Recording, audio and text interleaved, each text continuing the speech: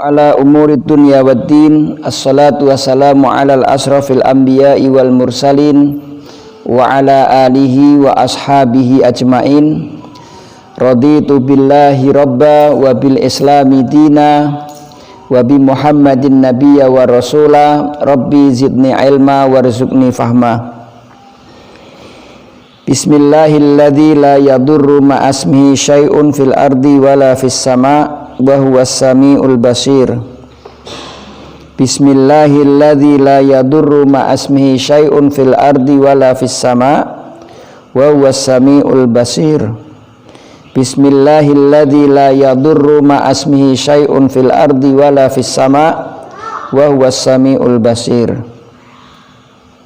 Alhamdulillah, pada pagi hari ini Allah Subhanahu wa ta'ala senantiasa melimpahkan nikmat-nikmatnya kepada kita sehingga kita bisa melaksanakan aktivitas kita, aktivitas yang mudah-mudahan senantiasa mendapatkan rahmat dan hidayah dari Allah Subhanahu wa ta'ala. Pagi hari ini kita akan lanjutkan kajian kita pada halaman 91.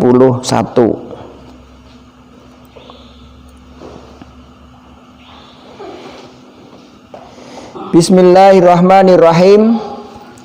Qala al-muallifu rahimahullahu ta'ala, wa amma simar fatajibu zakatu fi syai'aini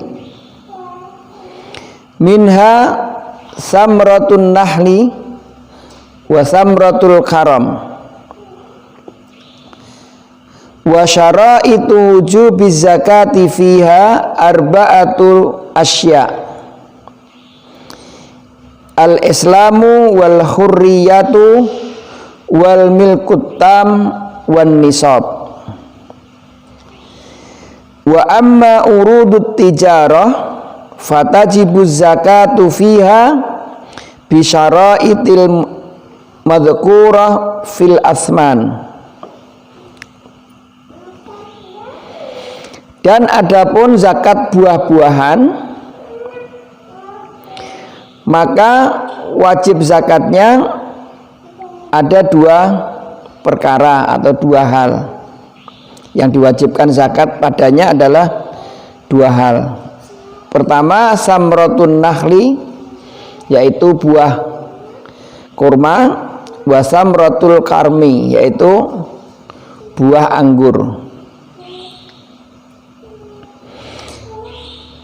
Dan syarat wajib zakatnya, wa syaraitu wujubi zakati fiha, dan syarat wajib zakatnya arba'atu asya', ada 4 perkara.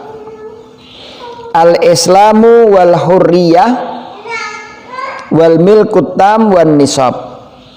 Islam, merdeka, kepemilikan yang sempurna, kemudian nisab. Wa amma urudut tijarah, sedangkan untuk barang dagangan, fatajibu zakatu fiha bisyaraitil madhkurah fil asman. Syarat wajibnya itu seperti yang sudah disebutkan dalam benda-benda yang berharga atau barang-barang yang berharga, yaitu dalam syarat emas dan perak. Ini bab yang akan kita bahas insyaallah pada pagi hari ini. Sekarang kita lihat penjelasan di nomor 3. Rawa Abu Dawud wa hasanahu Tirmidzi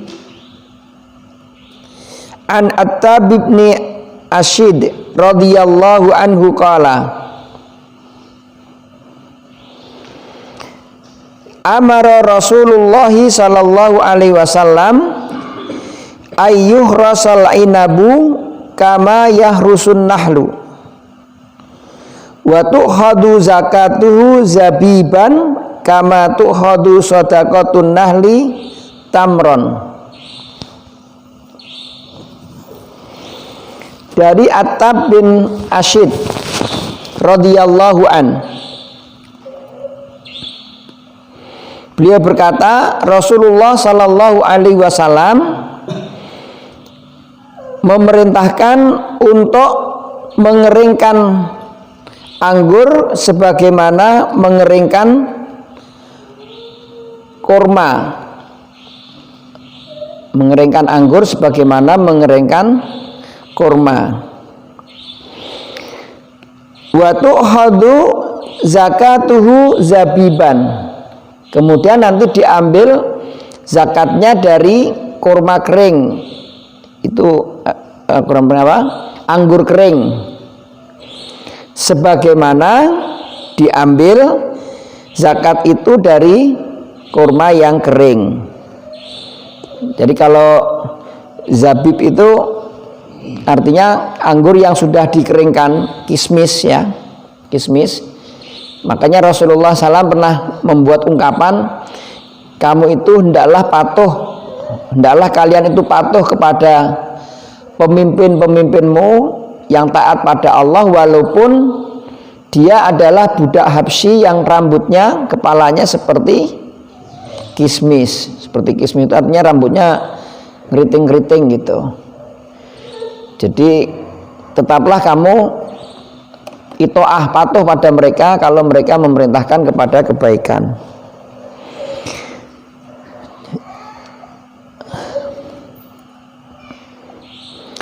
Jadi Rasulullah Shallallahu Alaihi Wasallam dalam hadis ini menggambarkan bahwa perintah zakat buah-buahan dalam hal zakatu nahli wa zakatu inabi, zakat kurma dan zakat anggur itu, jadi yang diambil adalah yang keringnya, yang sudah dikeringkan.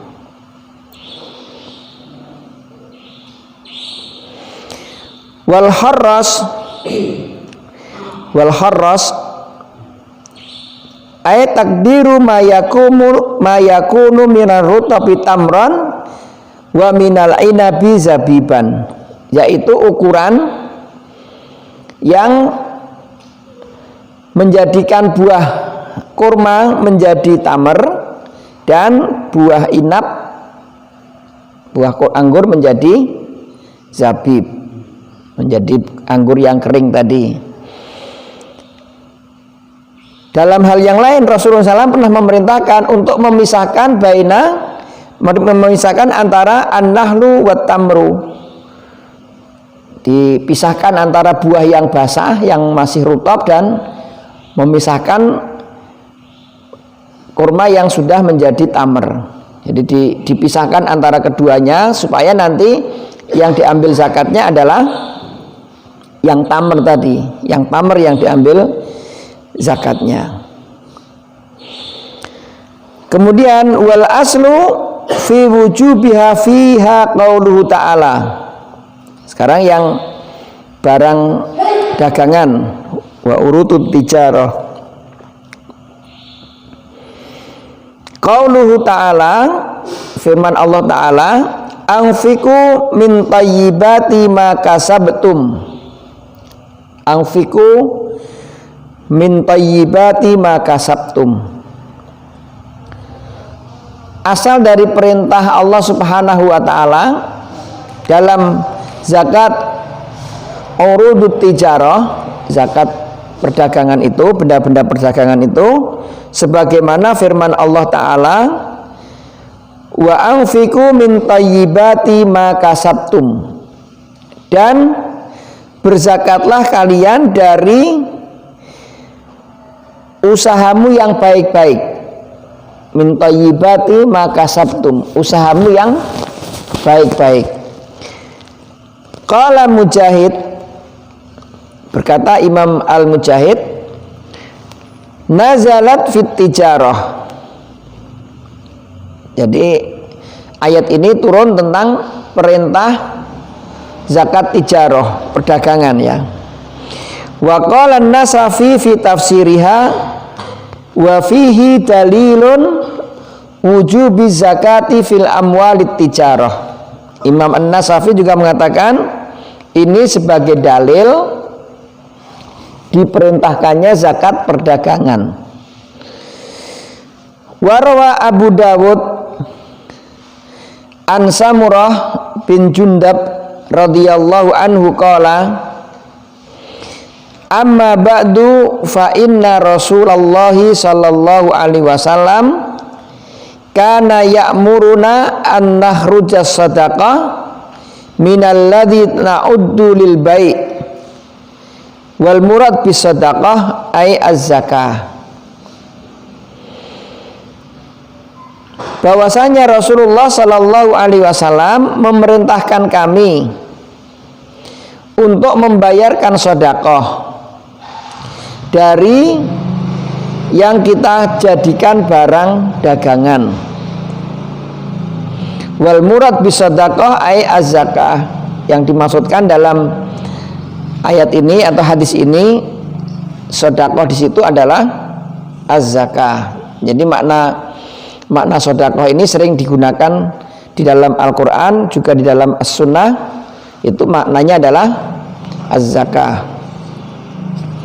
Ihwani arsyadakumullah. Jadi kalau kembali kepada barang-barang yang khusus yang wajib dizakati, itu berarti sudah kita sampaikan lengkap, ada 5. Pertama yang harus dizakati adalah binatang ternak, kemudian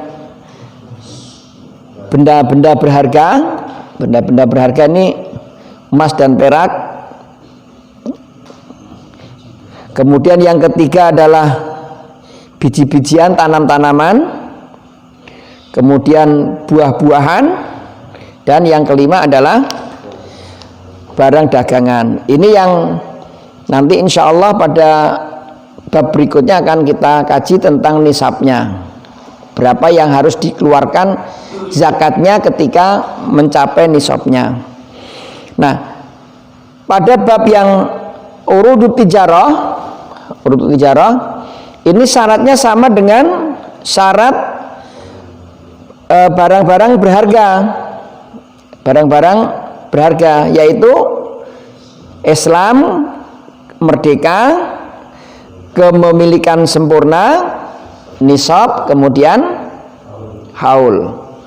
Nah, jadi nanti kita dibuat sama sehingga nanti jumlah zakatnya pun, kewajiban zakatnya pun dalam 2 barang ini kebetulan sama jumlah besaran yang harus dikeluarkan zakatnya, ya. Syaratnya sama, jumlahnya juga sama. Nah, ini yang dijelaskan oleh musannif bahwa urudut tijarah ini sebagaimana apa yang kita usahakan. Jadi kalau nanti kita lihat dalam perbincangan para ulama tentang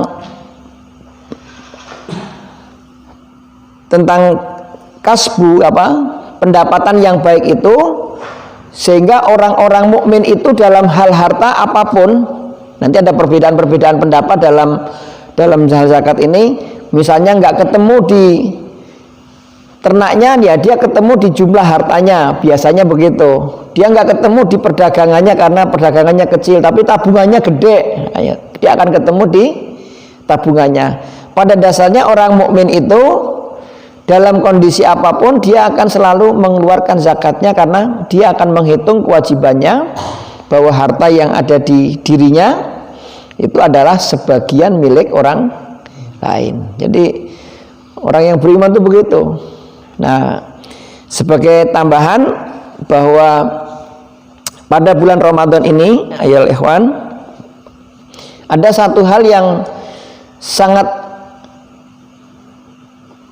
dilakukan Rasulullah dengan cara bersungguh-sungguh. Itu ada beberapa amal ibadah yang bisa kita lakukan secara bersungguh-sungguh. Di antaranya adalah sedekah, yaitu berinfak. Pada bulan ini Rasulullah itu adalah orang yang sangat dermawan, dan pada bulan Ramadan beliau lebih sangat dermawan. Sebagaimana para sahabat yang lain juga begitu, pada bulan Ramadan mereka sangat dermawan. Nah, demikian juga kita mudah-mudahan sebagai umatnya Nabi Muhammad Sallallahu Alaihi Wasallam itu menjadi lebih dermawan dibandingkan pada bulan-bulan yang lain. Terkhusus pada hari ini, kita merasakan banyak saudara kita yang kelihatannya juga cukup berat dalam menghadapi COVID-19 ini dengan lockdown dan lain-lain. Nah, mudah-mudahan Allah membukakan rizki kita dan kemudian melapangkan hati kita untuk saling berbagi, saling nengok, ya, saling berbagi dan saling nengok. Jangan sampai ada saudara kita yang kekurangan di bulan Ramadan ini. Mudah-mudahan Allah memberikan kemudahan dan kelapangan kita. Demikian ayyuhal hadirun, kajian kita pada pagi hari ini. Insya Allah kita lanjutkan pada pertemuan yang akan datang. Usikum wa nafsi bitaqwallah. Aqulu qouli hadza subhanaka wa bihamdika asyhadu alla ilaha illa anta astaghfiruka wa atubu ilaik. Assalamualaikum warahmatullahi wabarakatuh.